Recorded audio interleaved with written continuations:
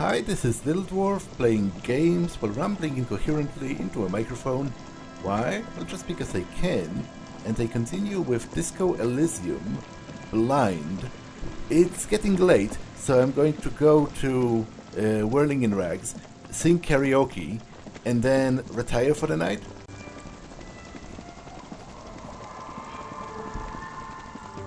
A faint smell of soldering melted insulation, nylon and ozone. A low rumble of bass beat. Your heart repeats it.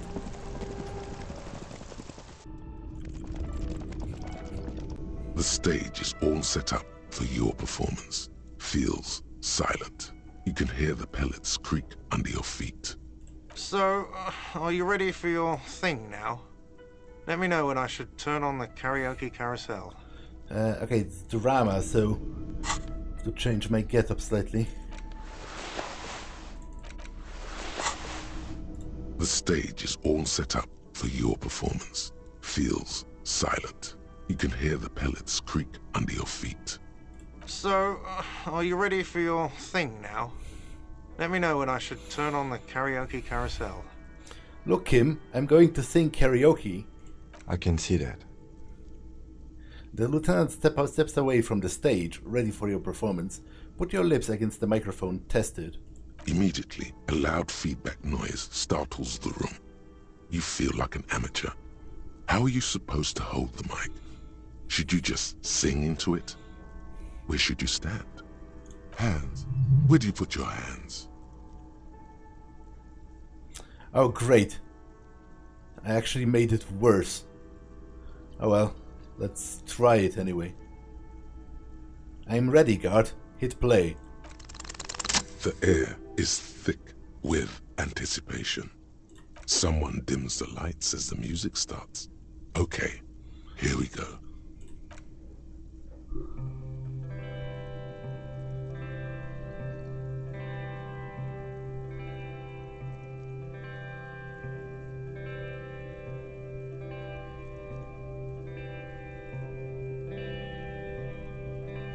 I would often go there,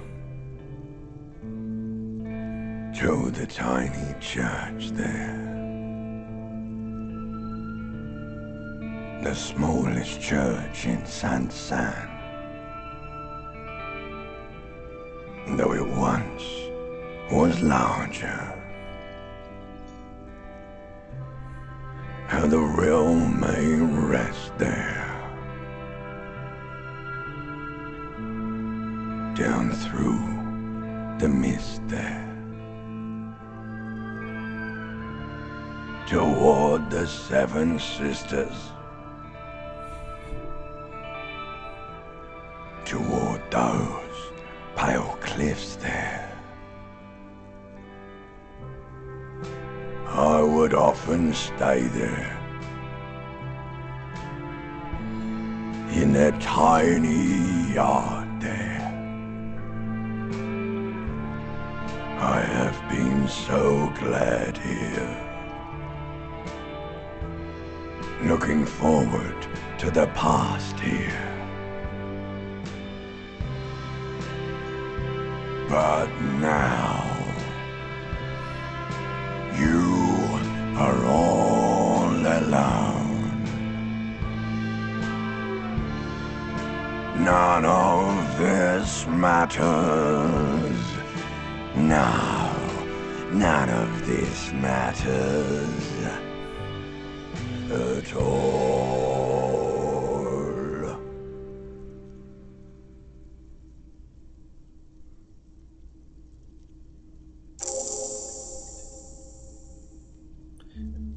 To be honest, the protagonist's voice is kind of a little awesome in how gravelly it is. Like, I love those kinds of deep, gravelly, raspy voices. I would love to have such a voice. You know, you could accomplish this, probably, presumably, by doing exactly what the protagonist did, which is heavy drinking and heavy smoking, but, you know, it's probably not the wisest move. A lazy applause fills the room. You feel your hands shake as awareness of your body returns to you.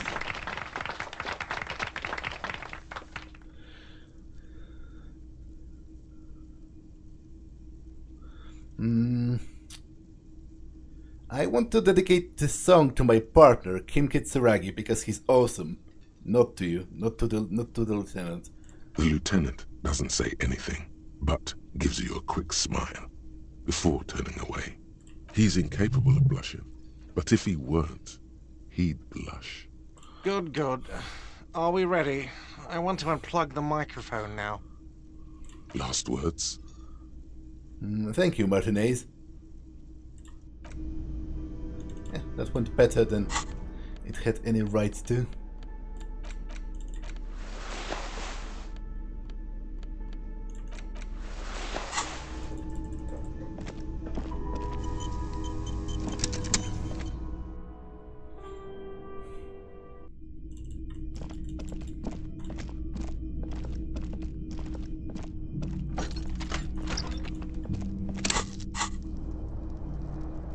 Okay, so presumably I can forge the signatures here, right?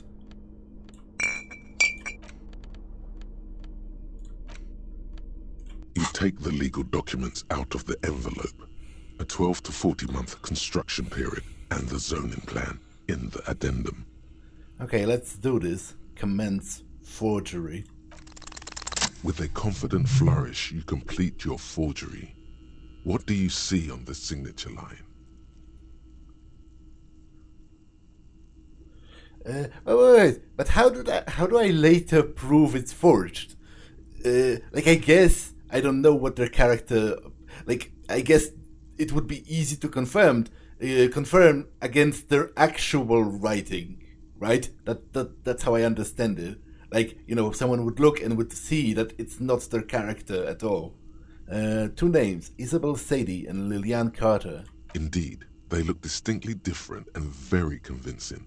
These might as well be their actual signatures, but they're not, and the document will be nullified if they dispute it. That means Ervart will have to start over. Fair enough. All you need to do now is mail the signatures to Ervart's accountant in La Delta. There was a mail delivery box in the plaza, near the corner of the bookstore. Yes, I actually do remember that. Okay, I'll do that in the morning. The bed is still cold from the broken window, and not too inviting, but it's yours. You've earned it. The room behind your closed eyelids is familiar now. The only home you've ever known. Its darkness gathers. The last thing you hear is the wind blowing in through the broken window. Then something comes, a kind of sleep. Like a deftly cast fishing net, sleep pulls you out of the world and into its dark shore. The rough mesh chafes, tightening around you, it digs into your brain. Just let me sleep. How have things been going for you out there? Helped anyone lately? Saved anyone lately? Murdered anyone lately? This bastard isn't even listening to you. Because you know you are a murderer. A disco music listening psycho killer who offs poor people and then forgets about it. Yeah, it might be that I'm a murderer, and that's bad. Hear that? He doesn't even flinch. Iceman doesn't care about killing people. That's nothing to him. Blackwater, under the bridge. The thing he's really scared of is much, much worse than that. Why are you doing this? I just want to sleep. I can almost see the dark. We're trying to help you. All these processes, these tortures, voices and tremors are all just distractions, flares and countermeasures to keep you from the last dream. The worst of them all. The last dream? The last dream will be total annihilation. Cinders peeling off the fuselage. We won't be there to help you anymore, Harry. We will be dormant. You will be naked and alone. And the air will smell of apricot. So, this is again about my ex-wife. Of hell. An ancient sadness, brother. 10,000 years later, in front of the video rental, there is a warm breath on your face again. Everything is okay again. Everything is so okay. Doesn't sound like it will be okay. Your eyelids flutter open for a moment. When you close them again, you sense the light of the room around you. You're back. In 2 seconds, the alarm will ring. The last thought in your head before waking is, maybe you shouldn't have seen that stained glass window in the church. Yeah, so it's clear Dolores Day reminds me of my ex-wife. Actually, my wife's name might have been Dolores, because specifically about the name, my intuition has chimed up a couple of times.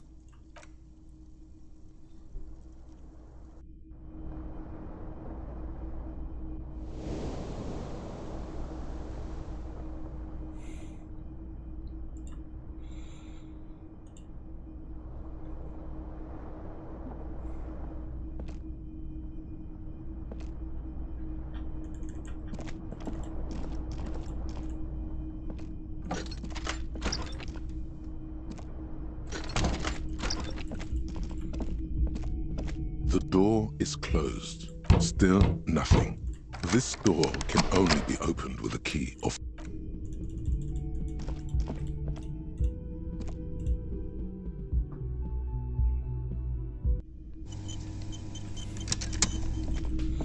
Okay, let's mail the things. Hi again, Gendarme. Bye-bye, Gendarme.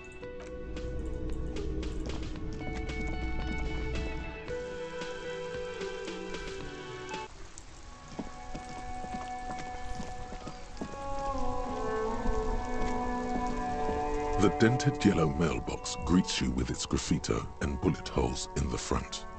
I knew we'd get to use this mailbox for something. Yes, for sending mail. Drop the white envelope into the mailbox. You drop the white envelope in the darkness. It lands with a soft thud on what sounds like a couple of letters. Probably did the right thing. You can't trust that slug Ervart. You know he's going to play you somehow. All right, let's go back to Ervart. If we don't mention anything to him, he won't know before it's too late.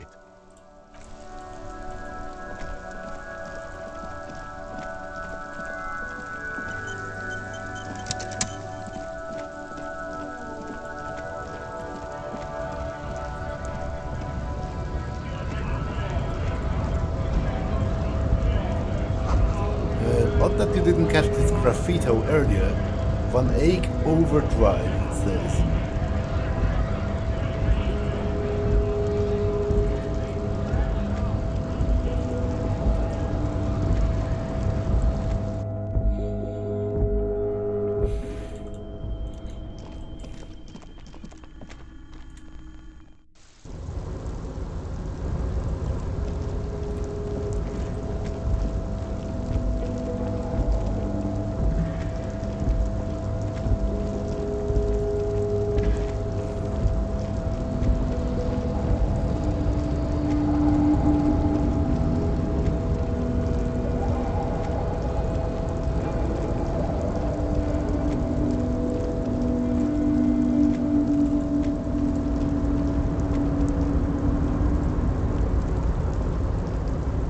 Mister.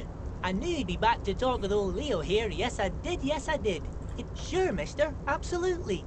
I'm always willing to help out nice fellows such as yourself.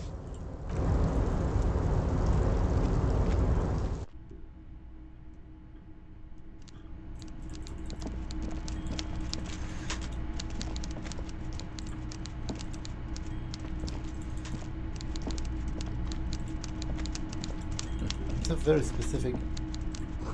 Look, something forgotten on the coffee table. Where? I don't see anything. Yes?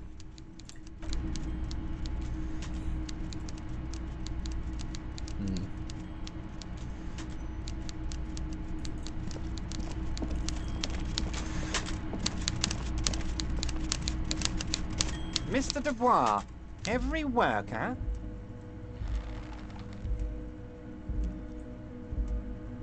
He leans towards you, waiting for you to complete his sentence. For himself. And for his fellow man. That's right, Mr. Dubois. You're turning out to be quite the individualist there. So, you had business with me? It turns out the strikers are being served an alcoholic brew. I stopped this madness. I don't know what that means, Harry, but I love it. I love your initiative. Knowing you're out there keeping things running lets me focus on the big picture stuff. Don't even tell me what was going on. Alcoholic brew? Stronger? Stopped it? Strike? I'm just gonna let you surprise me, Harry. It's done. I mailed the signatures you asked me to mail. The Golden Boy returns once more. Wonderful. Simply wonderful, Harry. Of course. I already knew this. He claps his hands together like a child who has just been offered cotton candy. My friend, the mailman, confirms the letter is on its way. You've done a great thing today. You've given the children of Martinez a real future, Harry, and I feel I can finally trust you now. You're in my inner circle. You too, Mr. Kitsuragi. We can talk about anything. The strike, the murder, your lost gun, nothing is off the table. Oh, Bratan, you play the old man like a three-string banjo. He has no idea. Better not to gloat, sire. 'Tis arrogance that gives the play away. Be subtle. You don't know his full plan. Perhaps he expected trickery. Perhaps the signatures weren't important. The point is, do not think you're ahead of him. Yeah, probably not, better not to dwell on it too hard. Can I get my gun now? Harry, I've got to be honest with you. Your gun was found 2 days ago. Withholding this information weighed heavily on me, but it had to be done. You bastard. Your gun is with an old woman. I hear she's a character, so watch out. She says, unperturbed by your outburst. This must be the woman who bought the gun from Roy. The one he described as terrifying. So the gun is still with the woman who bought it from Roy. Yes, the same one. I see you've done your research. The pawn shop made the gun easy to track. Crazy stuff, Harry. Selling your gun like that? Wild. Anyway... Union Boy's gonna help you fix it. He winks at you. Don't worry, Harry. The neighbors of this old woman contacted my men because they trust me and the Debarders Union. Apparently, she was waving it around at the entrance to her building. She was waving it around at people. As I said, she's a character. I didn't have time for details. It sounds like she's unstable, but don't worry. No one got hurt. It sounds like a very disturbed and desperate individual. We might be looking at someone with a medical history here. Watch out. Who is this old woman? Unfortunately, I don't know anymore. You're gonna have to go in blind, Harry. But she's an old lady. How dangerous can she possibly be? Oh, and she calls herself the Pigs. There it is again. The Pigs. Like Roy said, not good at all. I, for one, find it refreshing. Finally, someone calls themselves a pig. A smile flickers on the corner of his mouth. It actually sounds extremely bad, but let's not give him the satisfaction. Can you set up a meeting? I already have. Tonight, starting 10 o'clock, near the old fish market on the coast. The one on the boardwalk, a little past the fishing village. Be careful, Harry. I would never set you up for anything dangerous, but you did ask for this. Now, back to the fun stuff. She will be there from 2200 hours till 0200 hours. Okay, that's a little annoying. I should have maybe done that last night. Then I could have gone there immediately. More fun stuff. Seems like we already have fun stuff to do. Did you order the hanged man killed? I did not, Harry. Although I am very, very glad he's dead. What do you gain from him being dead? Why, a war, of course. And what do you have to gain from a war? Victory, Mr. Kitsuragi. I have victory to gain. We are going to start a war with the Wild Pines group and win before they even realize there is a war.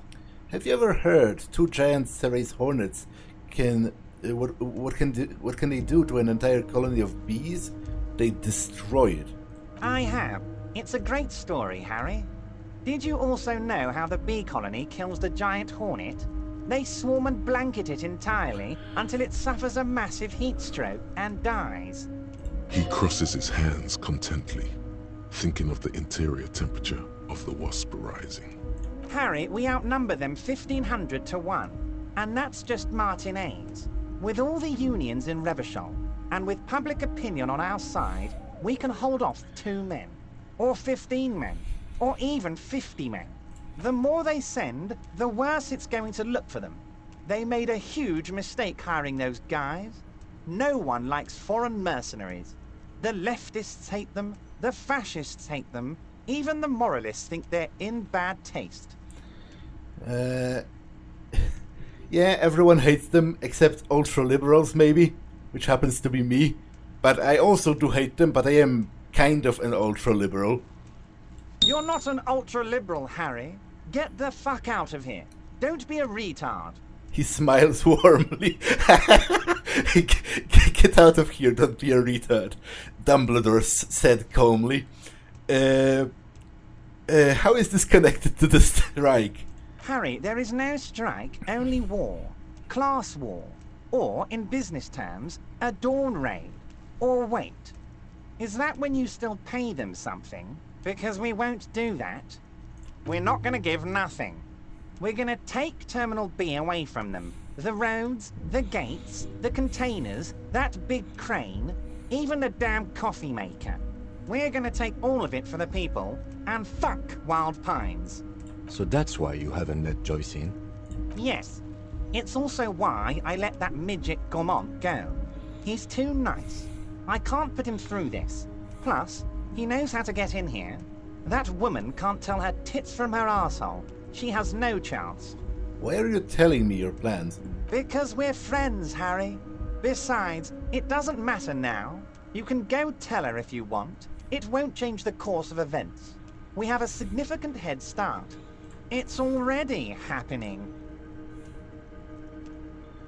He looks at the swordfish clock and nods. How are you going to fund your new independent harbor? Oh, you mean what sort of goods are going to be flowing through? How am I going to replace all the contacts we'll lose once the poo-poo hits the fan? The clients who'll ditch us? Harry, we've thought of everything. Clients would take a well-known multinational conglomerate over a local mobster any day. You can't possibly hope to continue like you have. Clients will leave en masse. Sure, some will go, but mark my words.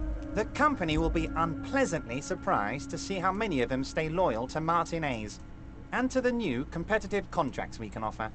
With renewed zeal sparked by communal ownership, the men will be shipping those containers double time. You'll be surprised to see how fast things go without parasites latching on. We'll have our hands free to pursue bold, exotic new revenue streams. Drug trafficking. Drug trafficking? Don't be stupid, Mr. Kitsuragi. There are perfectly legal, 100% ethical chemical factories on the Samaran Isola. You don't need to be colonialist about it. All they do is produce components to keep the pharmaceutical industry running. That's people's health we're talking about. Old grannies, little babes, people with disabilities. That's just the top of the iceberg though, is it? The company thinks transporting these chemicals in bulk looks bad, has bad optics, may be illegal in some countries. The Debarders Union, however, we're all about the large volume column. In bulk shipping, large volume column is a major buyer, a shark. We're gonna transport the living daylights out of those materials, Harry. So your sick kid can get his benefit and your wacky uncle doesn't have to come off risperazole. Benefed is a children's cold medicine, usually apricot flavored, and risperidone is used to treat severe psychosis. And the kids on the street can get speed and pyrrolidon. I'm an old-fashioned guy, Mr. Kitsuragi. I sometimes grab a beer with the boys, but I have no idea about the things you just mentioned. He smiles. But if I were to supply ingredients for some sort of rainbow party, I would make sure the Union took a fantastic share. And I'd keep that stuff far away from Martinez. He's basically admitting to it.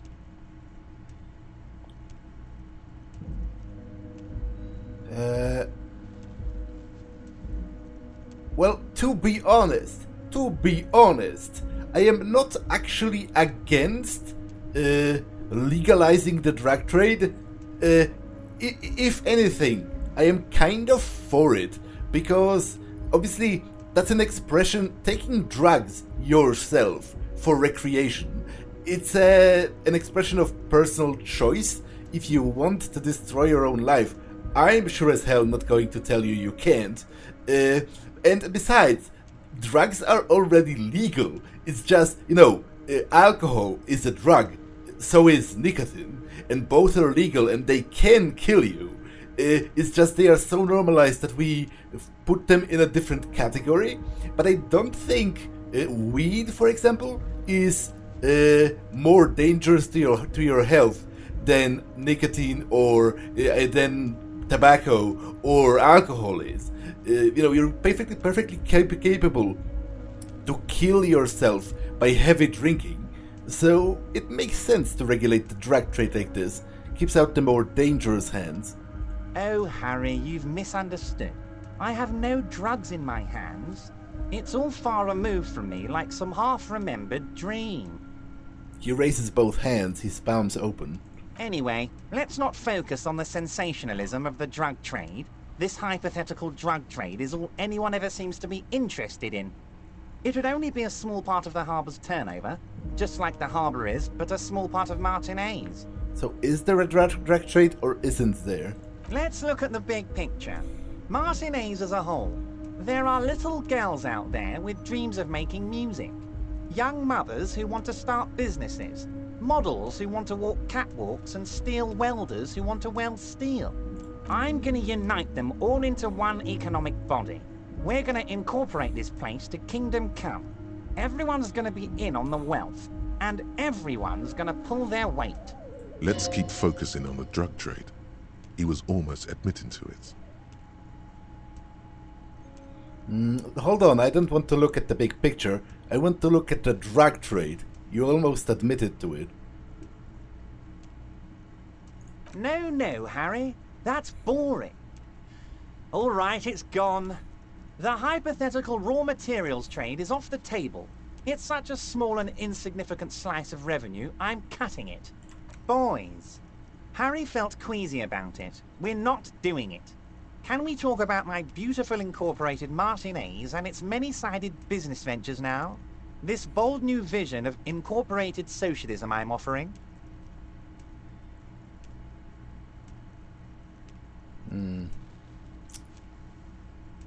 Incorporated socialism. Not enough flags or kings. Well, mostly I just don't trust you. But I mean, if it has the word incorporate in it, then I like it. I'm a money guy. Partially. Yes, if you start thinking about it like that, the socialist municipal body sort of is like a corporation, isn't it? It uses corporate law. We're incorporated. I like to think we're using the best parts of all the ideologies here, Harry. How many of you guys are there in the Union? 2,372. Plus yours truly, of course. He replies like a whip. 2,373 is a sizable contingent for a labor organization in Revachol. Can I ask you about specific Union members? We're way past specific Union members now. This is the big time. We're talking about the future of Revachol here, Harry. You can bother Leonard with that. He loves to run his mouth on such matters. But I'm in big-time mode, Harry. There's something different about him now. He's more vibrant, more alive in his big-time mode. That's it for Great, now. Harry, great.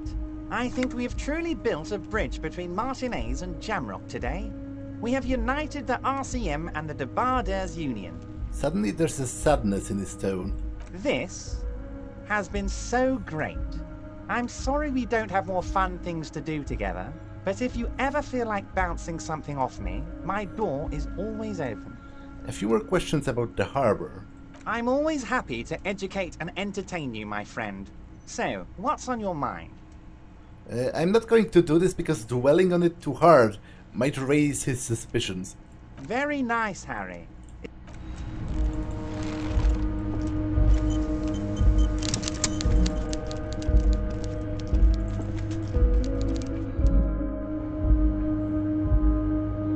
Okay, so what do I actually have to do? Confront the pigs, get your gun back, that's in the evening. That's on pause. Prove your authority to Hardie. Run your number on the victim's armor. Yeah, I might check on that, because I think that was yesterday, right? Drink the booze, no. I don't know where to find this. This is ongoing. This is ongoing. Find the murder weapon. Perform an advanced analysis using hand-eye coordination. You know what? I will try that. Because I actually was thinking about getting some points into hand-eye coordination anyway. As for shooting, and you know, if there is a fight in the endgame, I might actually need that skill for one. But first I'll ask about the armor.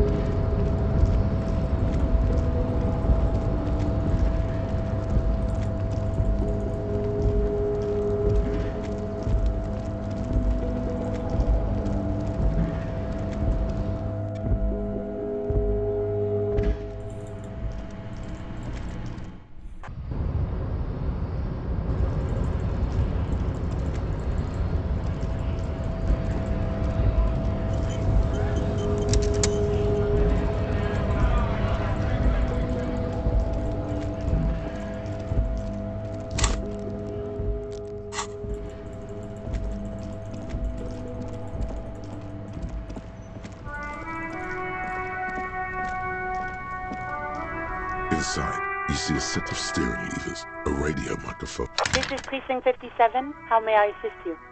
Did you find anything more about the owner of the armored boots? Still no word, I'm afraid, sir. I know it must be frustrating. Was there anything else you wanted to ask? 57's over and out. In the cabin. Okay, let's try to analyze the bullet. My chances, I think, pretty shit, but... because obviously I have 0 in that skill. But I'll put some points into it, and that will give me a chance to retry. I can always succeed on the double sixes. The bullet is still safely sealed away in a plastic bag bearing the RCM stamp. I have 2 points. You can't remember what happened last week. What makes you think you're going to remember arcane firearm models?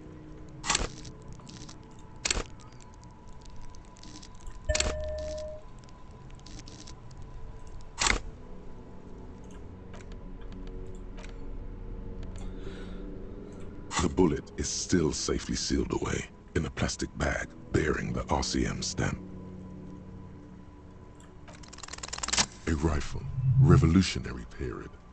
Your bullet looks to be an old 4.46mm from the surplus left over from the turn of the century.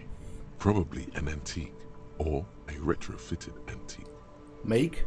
The 4.46 caliber was widely used with the Belmargrave rifle, a Revacholian manufacturer. The BM dominated the battlefields of the Insulindian theater of the anti-centennial revolution 50 years ago.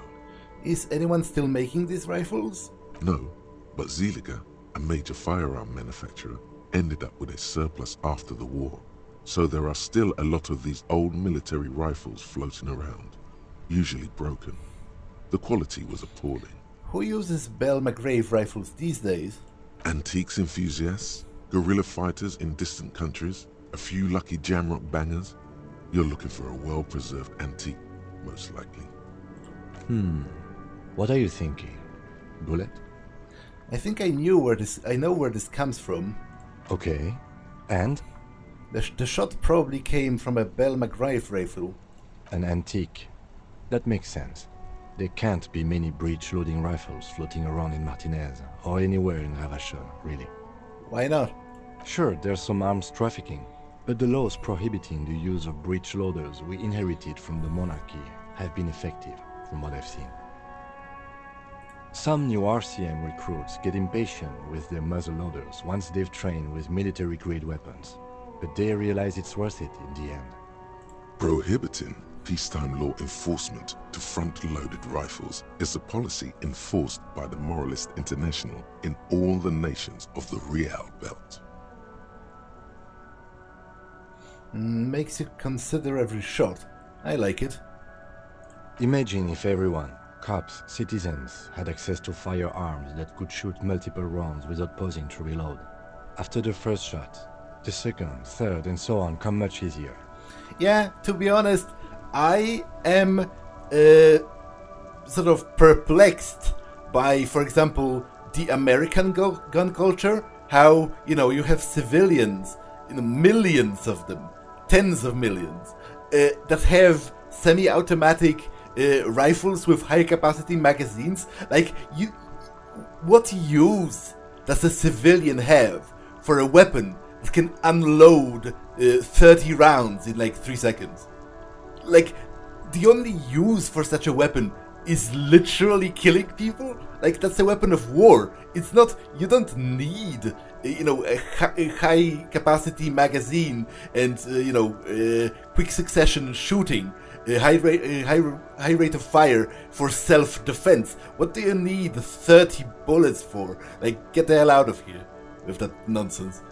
To be honest, what they have going on here is kind of cool in a way. Like, if we all had muskets, I think things would have calmed down a little bit. Well, I mean, compared to what they have in the States, because obviously in Poland it's reasonably hard to get a firearms license, and I'm okay with that. I think you should be determined and skilled and level-headed to get a license to hold a firearm, rather than just be born. But back to the investigation.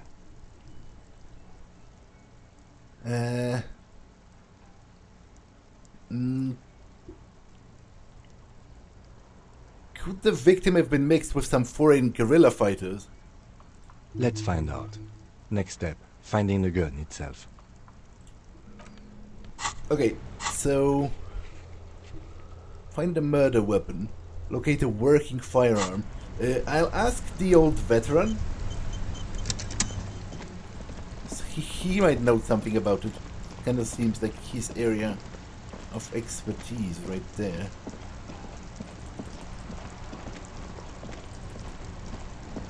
Though he's not here. Interesting.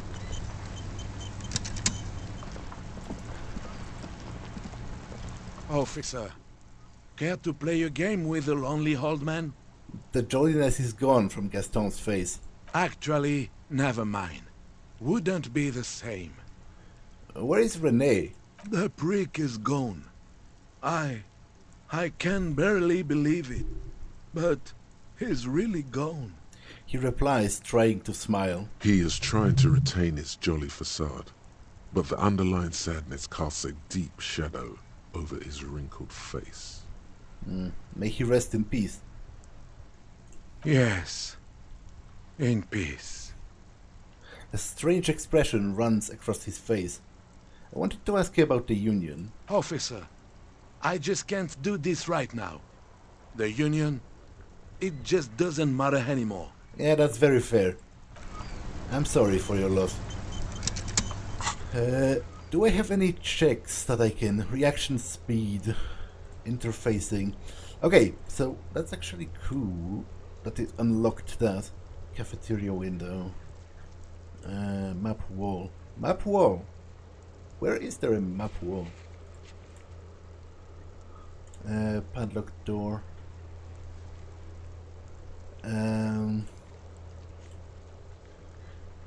Okay, so you know what? I will actually go into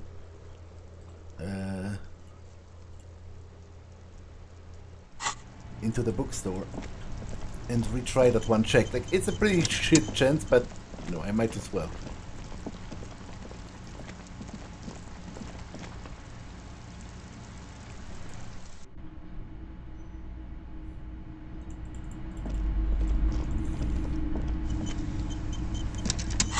Do I have anything that gives me a bonus to reaction time? I do.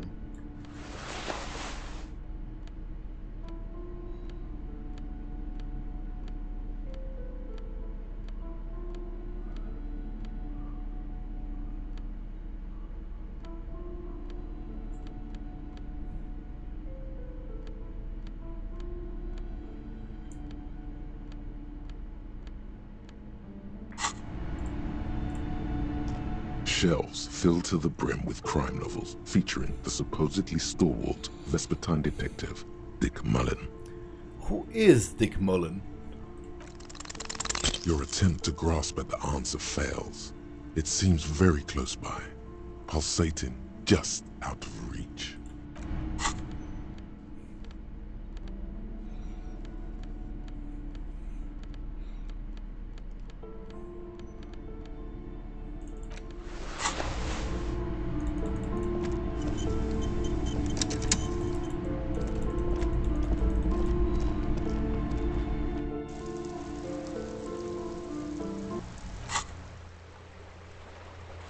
Prove your authority to Titus Hardie.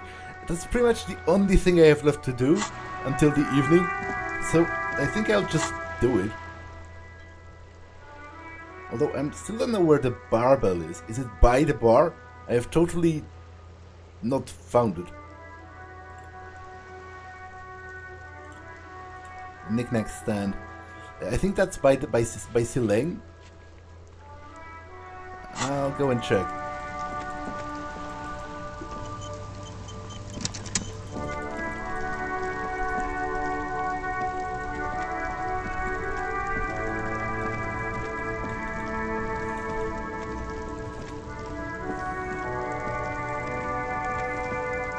Coming back!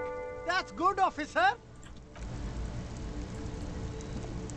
The speakers below are banged up and worthless. The sneakers triumph over them.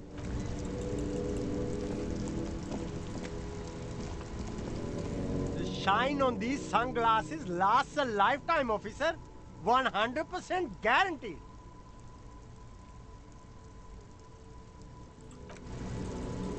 Or maybe it was here?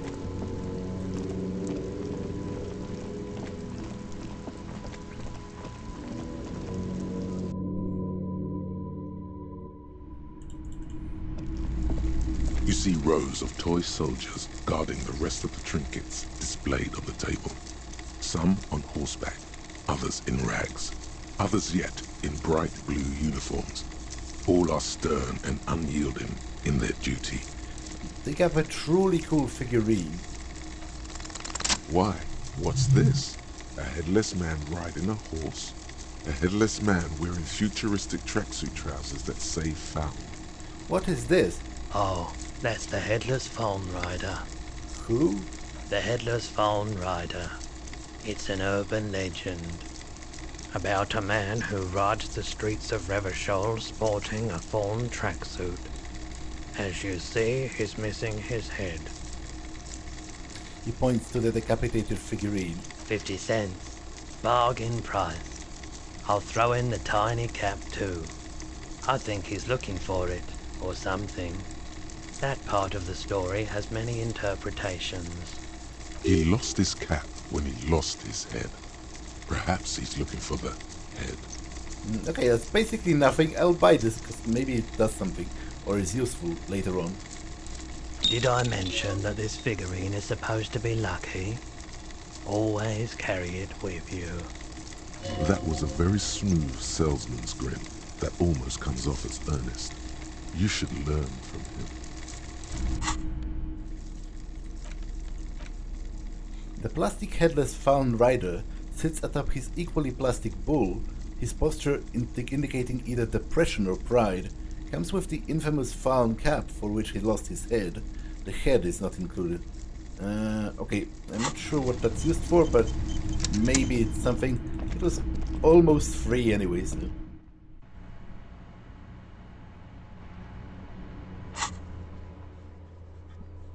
Backyard wall conceptualization. You know what, I might try this. I don't know if I'll put any more points into that. A map wall. I don't know where that is, to be honest. It seems to point to somewhere in this building, maybe in the doomed commercial area.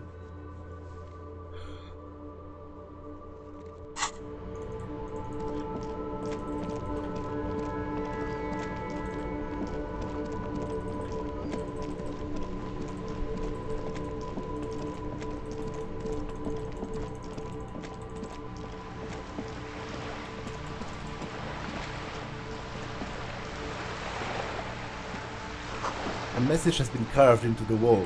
Trans Nation, Ache Nation.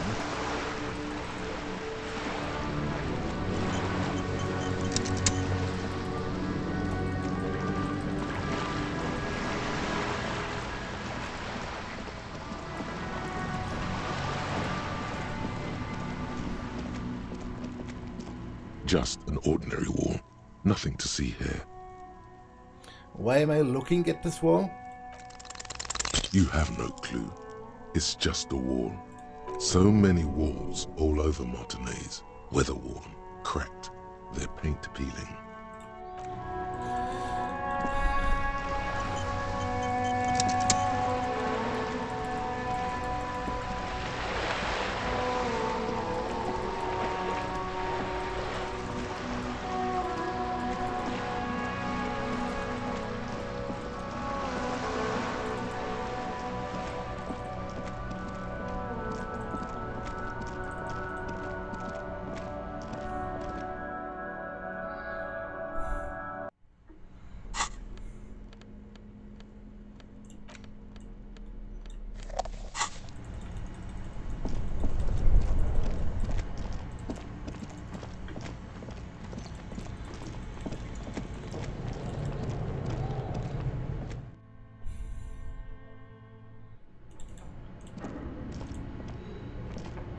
This old fireplace is a diagram for summoning some time-forgotten being.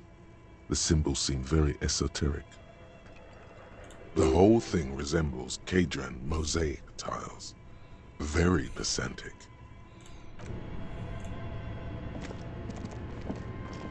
Your flashlight slides over an old green chalkboard covered in scribbles, sketch. Some of the writing has faded with age, but...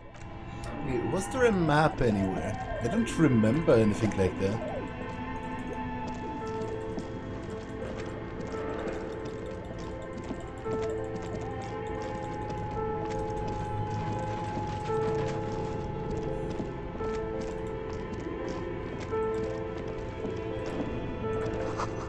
Is this Emma's atelier?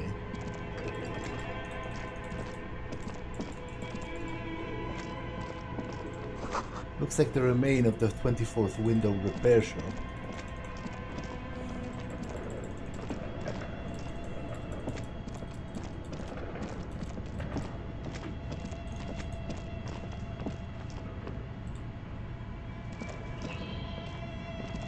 The barbell waits patiently on the floor, like a dog for its master.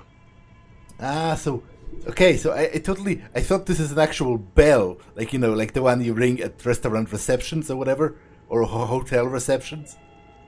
I totally forgot about this being a thing. I do have healing items, so I might try this for shits and giggles.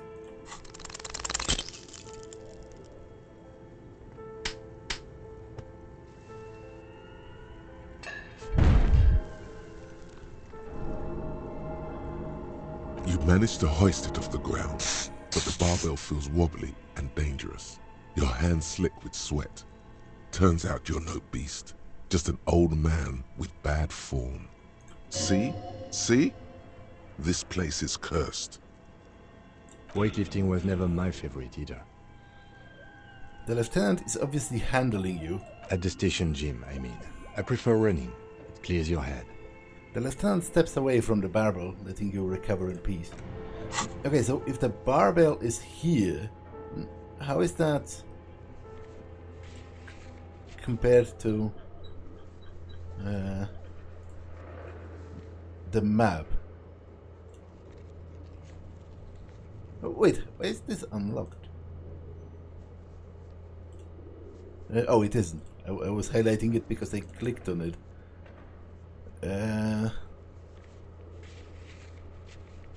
Map wall. So it's essentially... Yeah, this is the same place. So it has to be somewhere in here that I forgot about.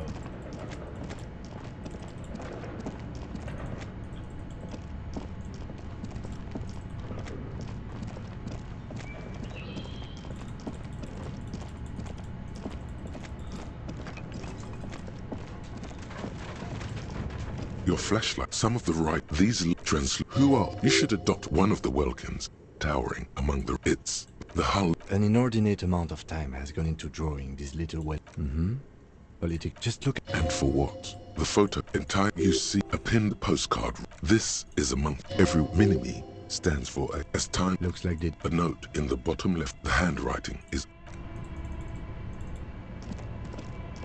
This old died. The whole thing resembles Kadran history classes, radio frequency, unclear. It looks like a cardiovascular system split into veins and capillaries. Very advanced. Elaborate piece of art, maybe?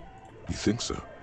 The web is comprised of radio stations, all lead back to one red heart, titled The Game Master Frequency. A note says, this one can listen in on any station it wants. They must have had massive airwidth. These things don't come cheap. Who's the Game Master? Someone very important. The leader of a massive on-air game built by these people. A conductor for the hundreds of story threads that pass through the Game Master's frequency. Whoever decides to call in to a call-in station, it looks like. All of this is gone, left unrealized. There's no way a little basement studio working here could pull anything like this off. My God. It's as if the less money they had, the more ambitious their project became. And the cost of airwidth alone must have been huge. Exactly. This schedule, I know doom when I see it. The company was running out of funding. What else? Nothing. It's just lines on marble. An echo from times long gone. Okay, where's that map? I am totally confused here.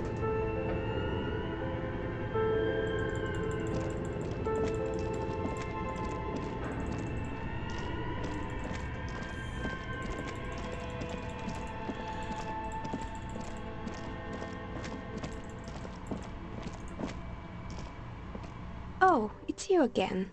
Are you looking for a die? I'm looking for a map.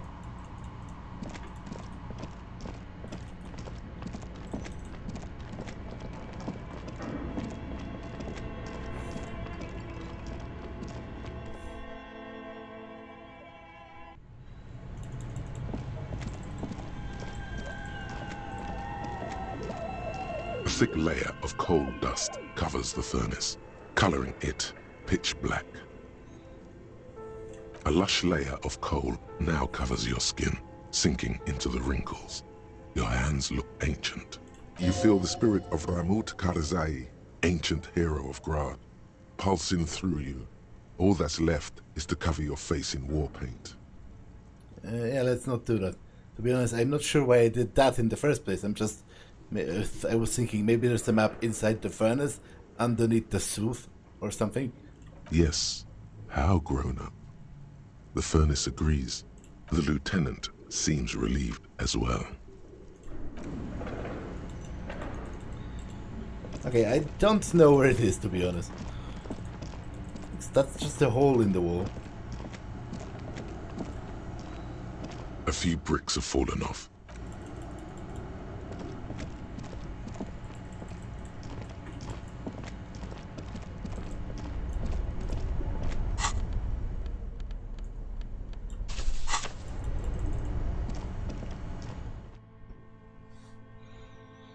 Okay, I guess let's go confront Hardie.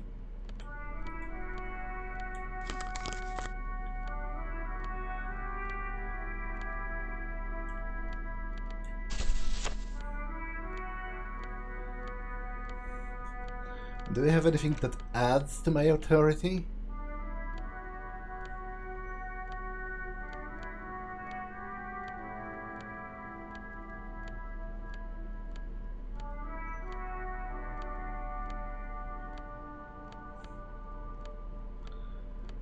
No.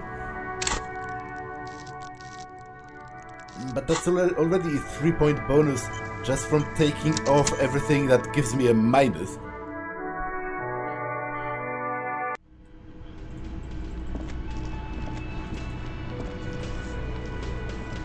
It's you again. What is it?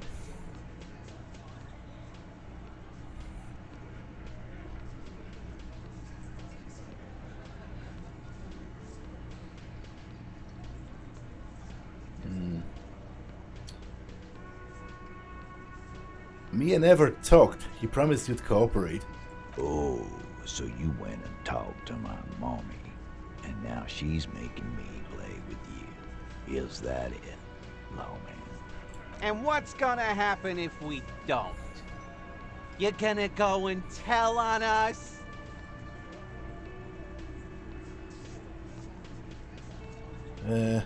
Well, you don't want to push me some more and find out.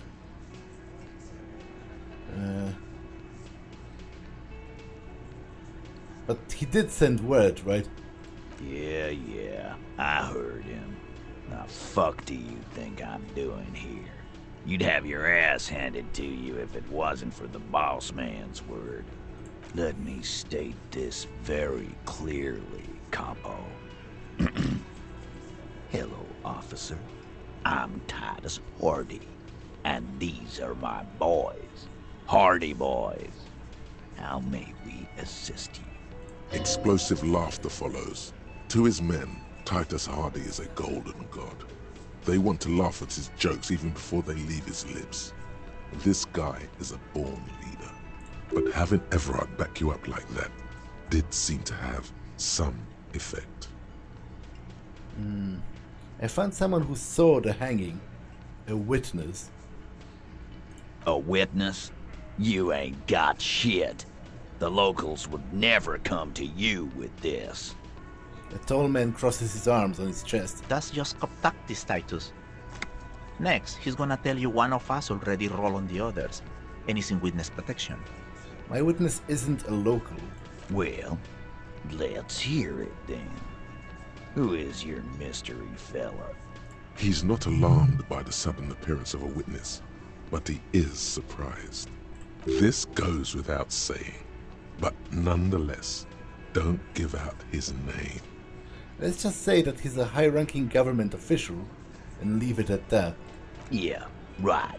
Like we wouldn't know if an MI plant was in our town. Nice try, right?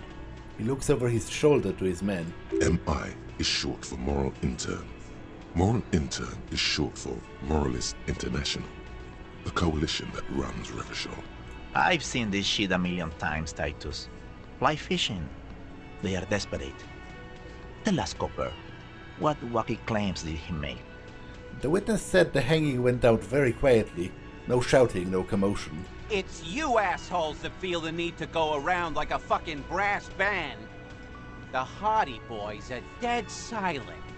Yeah, it's like they put cowbells on you before they send you to the streets. What's with the cowbells, policeman? They're avoiding having to answer this question. I imagined you guys drinking and singing lynching songs. What's with the funeral silence? We were drinking, weren't we, guys? I hit the bottle hard. I was drunk as fuck. Right, I'm convinced, Glenn. Nothing off here. Just a regular hanging. He nods sarcastically. Bullseye. Glenn looks around uncomfortably. The lieutenant hit a nerve. The witness said he saw two people of Arabite descent and one mask. Ervart? Boss, I think he's trying to say me and Theo. Well, yeah. What is confusing you? Eugene, Theo, and Elaine were there too. I already told you. We were all there. This is kind of not that great of a point. Enough about the witness. Some witness. I pulled the same shit. Came up with some shit, then went and said it to people. Get a reaction. Don't have to go to cop school to try that. You don't have to go to school for shit. I never went to school, and I'm doing great. You're doing a hell of a job, man. Hell of a job. So much bluster to hide the fact that they're uncomfortable with you having this info. I might tell them this actually, because at the very least, you know, they probably already suspect that, but playing it up might make them uncomfortable. I don't think it's going to tell them anything they don't already suspect, but still. I talked to Joyce, the merc you hanged. His friends are coming for you. Yeah. By friends, you mean his squad mates from Cronell. He doesn't seem worried. Wouldn't want to beat up his grandma. There's snickering in the room. Some men have put down their beers. Yes, and they are forming some kind of a tribunal, and they're coming for you. This is what happens if you take the law into your own hands. Other people start doing it too. Let them come. The Hardie boys are right fucking here. You heard the man. Right here. We're armed. We got the whole district behind us, and Glenn. Glenn is fucking crazy. Yeah. A well-oiled murder machine. Do you know that a single Serra's giant hornet can kill 40 bees a minute? I doubt that colorful metaphor is going to work well on them. The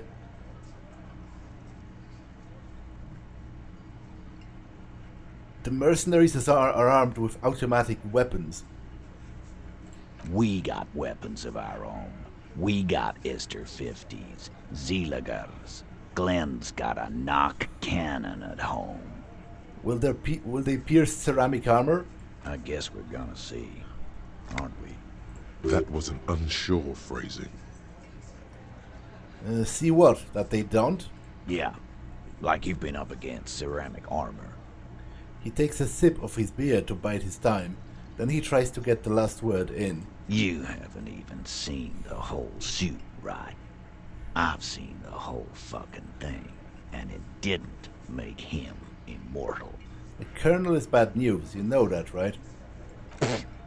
So are the local gangs. The fucking Barmy Army, and the Madre scum. You've been out there. Seen any around? Yeah. Where are they now, huh?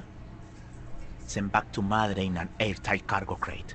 These people are trained military professionals with decades of combat experience. They are not a gang or a barmy army. No, they're not. They're uncoordinated and drunk. We know more about them than you think. Okay, conclude with a shrug. What do you mean, okay?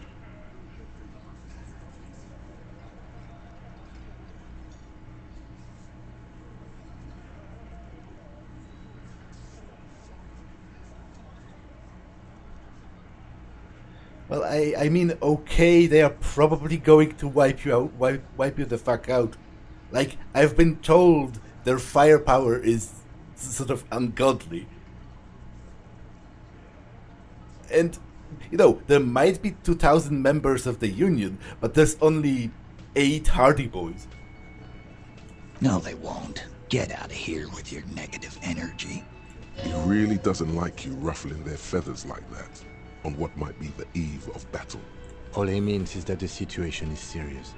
No wonder you cops get shot to shit every day. Can't go to war with an attitude like that. Establish authority. Yeah? This is a white chick, so I can always retry that. As you look around this room full of sweaty men, swearing, drinking, spitting out tobacco, does this look familiar? Where have I seen this before? You believe the place was called Precinct 41. It was also filled with, almost exclusively, men, sitting on desks, talking shit and wasting time. You've seen Apricot, old Purdue's daughter? Asks Lieutenant McCoy. Replies Torson. The ass on that one. McCoy shakes his head in appreciation. A bit strange the old man named her Apricot. But, I mean, who am I to judge? Wanna hit the kebab joint? I get it, Titus. You guys really think you are the authority around here. Huh? You must be. You're just like real cops, drinking beer and sitting around with your dicks in your hand. You got a problem with beer now? Not quite there yet. Push on.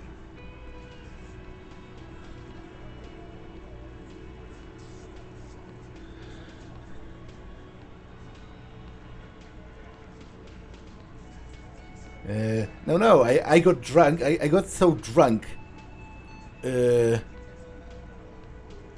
I have a beer problem, not a problem with beer. I also have no idea how to do my job, like you. Speak for yourself, buddy. I've been running this outfit for 10 years now. You should have seen Martinez before it started. It was like jam rock now. They didn't see shit, man. Kids getting shot. We had 3 shootings a week. Fucking graffito everywhere. You cops haven't shown up since the 30s. Congratulations on the graffito removal. All I see is you sitting around talking about Monica's titties while there's a rape victim. So what? What do you want from me? We took care of that fuck. Don't let him drink that. One more push. Quick. Just don't antagonize him. You have this already. It's not about who did it, it's about the victim. She needs help. Titus? She stops mid-sentence. That's it. You got him. He's going to give it up, but on his terms. You wanna help her, cop? Fine. I'm gonna let you help her. But you treat her with respect. If you don't, if you question her, harass her, a freight train of pain, buddy. He taps his chin with his fist. What is her name? Vasya. I'm on due. She's staying here at the Whirring in rags. A real pretty one. Silvery jumpsuit. Blonde. That's Amonji with an O-U. Shit. The girl upstairs? That can't be her. She knows you drank so hard you forgot you were a cop. Oh, it's her! It's definitely her! It's Miss Oranje, disco dancer! Yeah, that's not great. I am going to try to keep my cool, but it's unlikely it's going to happen. So that's literally the first person I met, by the way, in the game. You inexplicably add cool after the victim's name, with your eyes bulging like some wild beast. Your fingers are fidgeting and sweat starts forming on your brow as Titus looks at you oddly. I don't understand what's so cool here. Nothing. We just have a few more questions. Then we'll be on our way. Whatever you do, do not tell him you know her. That would sound off, calm, normal. Try to forget this little hiccup.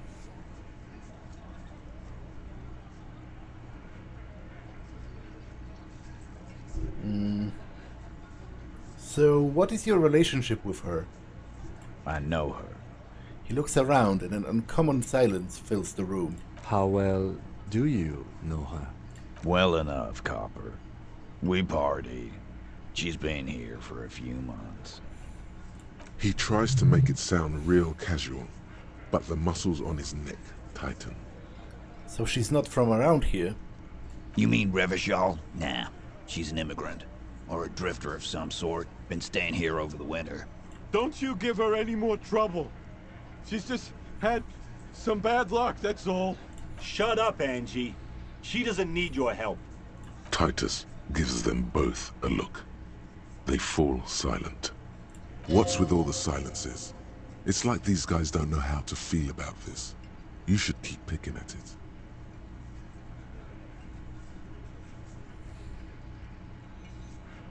You said you partied. Cool, that's cool, but what did you mean? What do you think I meant?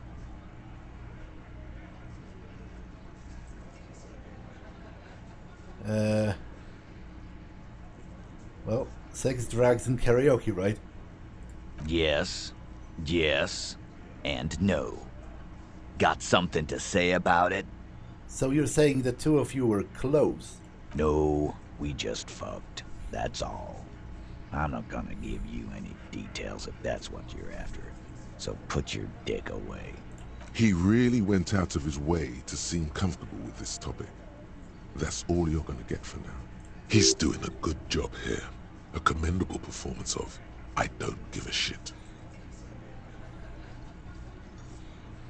So the rape, when did that happen? He did it before we killed him. He's not gonna do it again. So what does it matter? He crashes his half-empty beer can. It would help if we establish a timeline.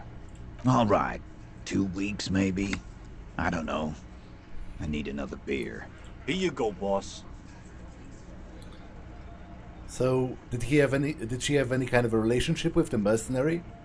Relationship? There was no fucking relationship. He raped her. That's their relationship. Yeah, obviously, but I meant before that. Something is off here. His anger is possessive. Was like that karaoke incident all over again. Or like some of the other girls he was harassing. Okay, enough. All of this is irrelevant to your stated investigation. Thank you, we'll talk to her. Remember what I said. Freight train of pain.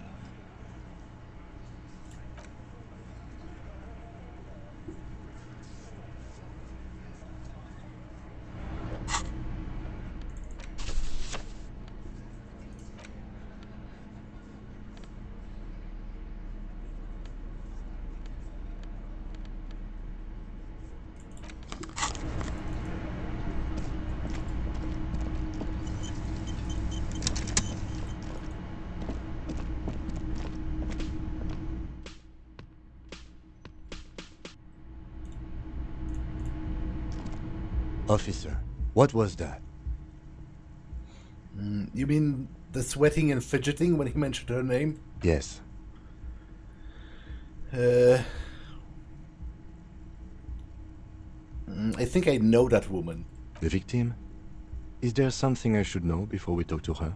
Whatever you do, don't say the first thing. I didn't rape her. Yeah, that would be a very suspicious, specific denial. She knows I don't remember being a cop. Okay, that's manageable. I met her in the hallway after I woke up. Understood. You were not in good shape on Monday. That's it. This is unprofessional. Not sharing information with me is unprofessional. His opinion of you has lowered considerably. What do you mean? I didn't know she was important. Yes? Anyway, I will talk to her next time, because this episode has been long enough. So that's all for this one, and I will see you in the next one. Bye!